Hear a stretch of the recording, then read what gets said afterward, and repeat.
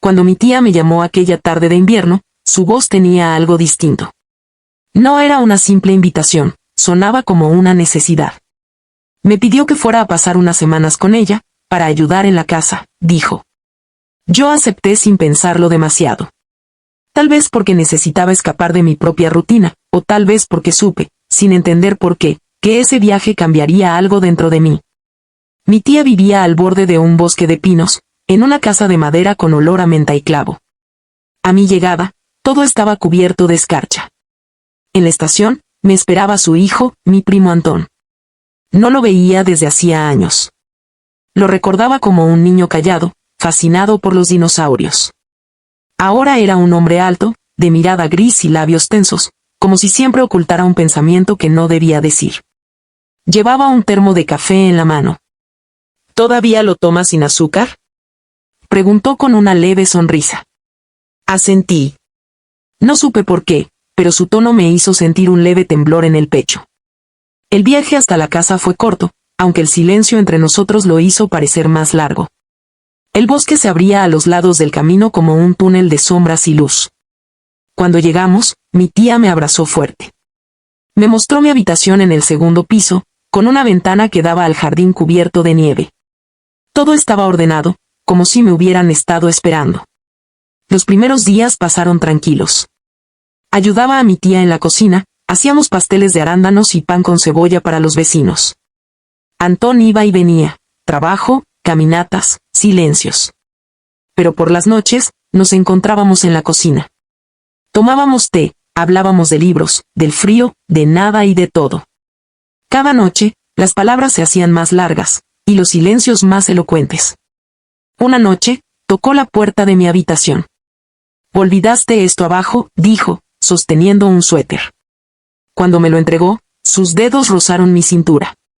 Fue un segundo, apenas un gesto, pero la electricidad que sentí me dejó sin aire. Esa noche no pude dormir. Algo había cambiado, aunque ninguno de los dos lo había dicho en voz alta. Al día siguiente llegó alguien más. Su nombre era Dimitri, un viejo amigo de la familia. Acababa de divorciarse y alquilaba una cabaña cerca del lago. Tenía voz de barítono, manos firmes y una sonrisa de esas que parecen saber más de lo que dicen. Nos conocimos en el porche, y su presencia rompió el equilibrio invisible que había entre Antón y yo. Desde entonces, mis días se dividieron en dos.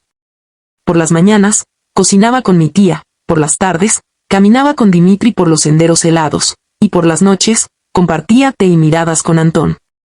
Era como si el invierno me hubiera atrapado entre dos fuegos distintos. Dimitri me hablaba con calma. Hay personas que aparecen en nuestra vida para encender lo que creíamos apagado, dijo una vez mientras me ofrecía un trozo de pan con miel. ¿Y tú qué crees que vine a encender yo?, pregunté sonriendo. Quizás lo sabrás cuando el invierno termine. Sus palabras se quedaban conmigo incluso cuando él no estaba. Antón, en cambio, callaba. Pero su silencio era más fuerte que cualquier frase. A veces lo sorprendía mirándome de lejos, como si quisiera memorizarme. Empecé a usar vestidos suaves, trenzas sueltas, ropa que dejara escapar un poco de mi piel. No por vanidad, sino por una necesidad nueva, sentirme viva. Una tarde, mientras la nieve caía sin ruido, mi tía salió a visitar a unos vecinos. Antón y yo nos quedamos solos. Encendió un viejo tocadiscos. Sonaba una canción lenta, nostálgica.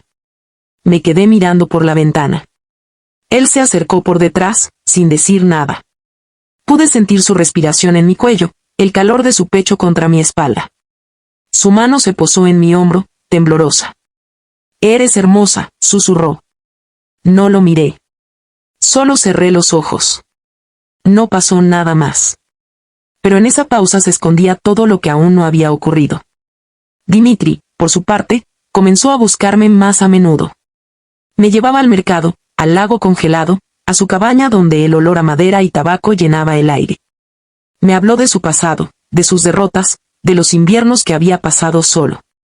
Y, sin darse cuenta, me hizo parte de su refugio. A veces me tocaba la mano sin intención. O me colocaba el abrigo sobre los hombros con un gesto casi reverente. «No deberías pasar tanto frío», decía. Y yo respondía. Hay cosas que solo el frío puede enseñarnos. Pronto, entendí que no podía seguir así. Cada mirada, cada gesto, se convertía en una promesa que ninguno de los tres sabíamos y queríamos cumplir. Una noche, Antón apareció en mi puerta. No tocó. Solo entró y se sentó al borde de mi cama. No puedo dormir, murmuró. Y yo tampoco. Se quedó en silencio, mirando mis manos. Luego, su palma tocó apenas mi muñeca. No sé qué me está pasando contigo, dijo. Yo tampoco lo sabía. Desde esa noche, algo invisible nos unió. No era amor todavía, pero tampoco era amistad. Era ese punto donde el alma se atreve a cruzar la línea del miedo. Y entonces, el destino decidió poner otra prueba. Dimitri me invitó a su casa una tarde. Preparó té y encendió la chimenea. Quiero mostrarte algo, dijo. Sacó un libro viejo de Chekhov y me pidió que leyera en voz alta. Lo hice. Sentí su mirada en mis labios mientras las palabras llenaban la habitación. Cuando terminé, guardó silencio largo rato. ¿Sabes por qué te pedí que leyeras? No. Porque tu voz me devuelve algo que creía perdido. Ese día, comprendí que su tristeza era profunda, pero su ternura, aún más. Al volver a casa, Antón me esperaba en el porche. Su mirada no necesitaba preguntas. ¿Has estado con él? Preguntó con calma. No respondí. Entonces sí, dijo, y se fue. El aire esa noche era tan frío que dolía respirar. Me quedé mirando el bosque, con el corazón dividido. No podía elegir. No todavía. Porque en el fondo, sabía que lo que me unía a ellos no era amor ni deseo, sino el reflejo de algo más antiguo, la necesidad de sentir que alguien, en algún momento, me veía de verdad. Y así terminó mi primera semana en esa casa. Entre el hielo del bosque y el fuego de dos miradas. Sin promesas, sin finales.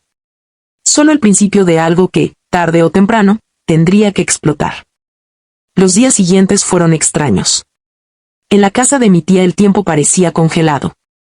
El reloj de pared marcaba las horas, pero nadie las sentía.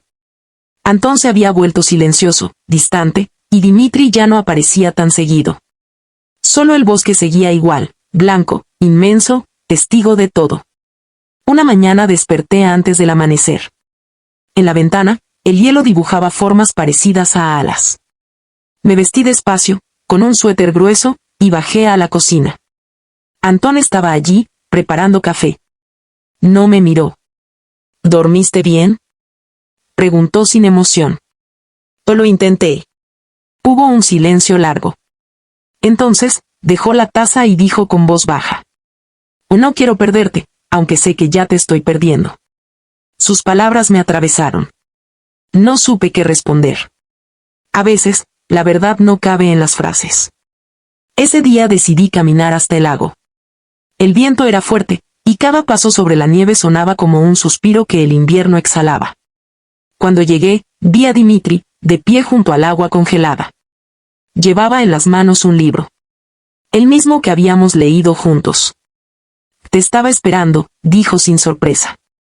No sabía que vendría. Yo sí lo sabía. Nos quedamos frente al lago un rato. Él hablaba de cosas simples, del frío, del silencio, de la vida que había tenido antes. Pero debajo de cada palabra se escondía lo mismo, la pregunta que ninguno se atrevía a pronunciar. Dimitri, susurré, ¿por qué tú y no él? ¿O por qué él y no tú? Él sonrió, cansado. Porque a veces el corazón no elige. Solo late. Esa frase quedó flotando en el aire, como una verdad que no necesitaba explicación. Cuando regresé a casa, Antón no estaba. En la mesa había una nota: he salido. No me esperes. La letra era firme, pero el trazo temblaba. La noche cayó temprano. Afuera el bosque parecía contener la respiración. Me senté junto a la chimenea, envuelta en una manta.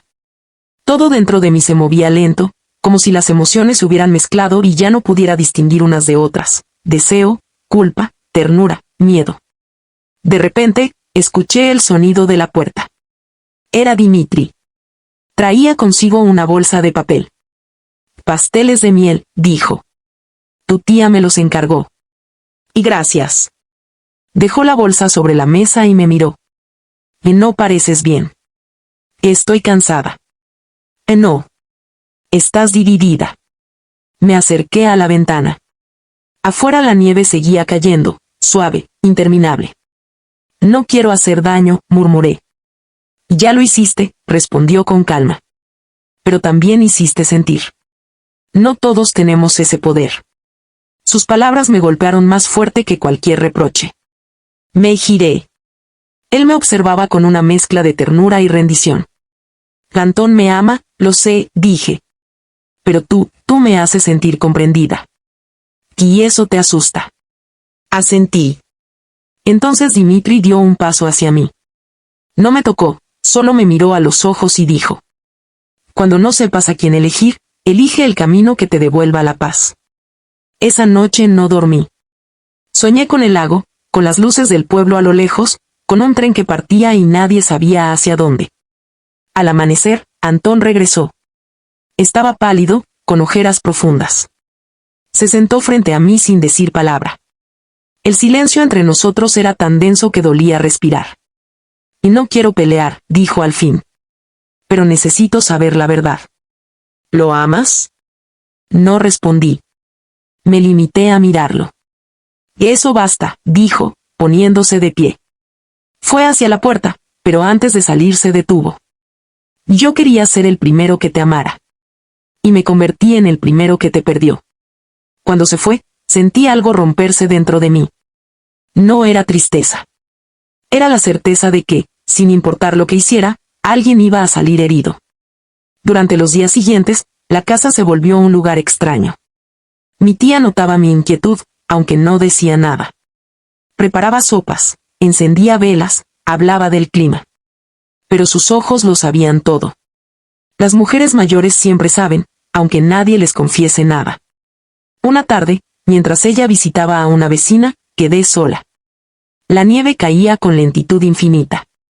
Decidí darme una ducha caliente, como si el agua pudiera borrar la confusión. El vapor llenó la habitación, y por un momento todo fue silencio. Entonces escuché un golpe leve en la puerta. Soy yo, dijo una voz. Era Antón. No tuve fuerzas para responder. Él entró, sin mirar alrededor. Su expresión era serena, pero en sus ojos había tormenta. No vine a discutir, murmuró. Solo quería verte una última vez. Se acercó lentamente, hasta quedar frente a mí. Sus dedos rozaron mi mejilla. Eres mi caos más hermoso, susurró. Y luego se fue, dejando la puerta entreabierta y el aire cargado de despedida. Esa noche, mientras intentaba dormir, el teléfono sonó. Era Dimitri. Necesito verte, dijo. Nos encontramos en el jardín, bajo la luz tenue del amanecer. Llevaba un abrigo oscuro y en la mano un pequeño paquete. Esto es para ti, me dijo, entregándomelo. Dentro había un colgante con forma de llave y una nota. Cuando estés lista para abrir una nueva puerta, sabrás cuál. No supe qué decir. Dimitri me miró con tristeza y añadió. Yo no quiero ganarte, ni perderte. Solo quiero que encuentres lo que buscas. Aunque no sea conmigo. Y se marchó caminando hacia el bosque. El invierno continuó, y con él, el silencio. Antón no volvió. Dimitri tampoco. Solo quedaban mis pensamientos, el olor del café por las mañanas y el sonido del viento entre los pinos. Unos días después, mi padre llegó de improviso. Quería visitar a su hermana. El ambiente se tensó. Mi tía sonreía, pero sus manos temblaban al servir el té. Antón apareció esa tarde, como si el destino se negara a cerrar la historia. Nos reunimos todos en la mesa. Mi padre hablaba, reía, contaba anécdotas. Yo apenas lo escuchaba. Entre cada palabra, sentía las miradas cruzarse, las verdades escondidas. Esa noche salí al jardín. El cielo estaba cubierto de estrellas y el aire olía a madera quemada. En mis manos tenía el colgante que me había dado Dimitri. Lo observé bajo la luz de la luna, y comprendí. A veces, amar no significa elegir a alguien, sino elegirse a uno mismo. Al amanecer dejé una carta sobre mi cama. No busquen mi ausencia, Búsquenme en lo que aprendieron de mí. Me voy para encontrar quién soy, no para huir de lo que fui. Y me marché. Sin equipaje, sin promesas. Solo con el sonido del bosque acompañándome. Nunca supe si volví a verlos. Pero cada vez que el invierno regresa y la escarcha dibuja alas en mi ventana, recuerdo sus nombres. Antón, el fuego. Dimitri, el hielo. Y yo, la que aprendió que ambos pueden arder igual.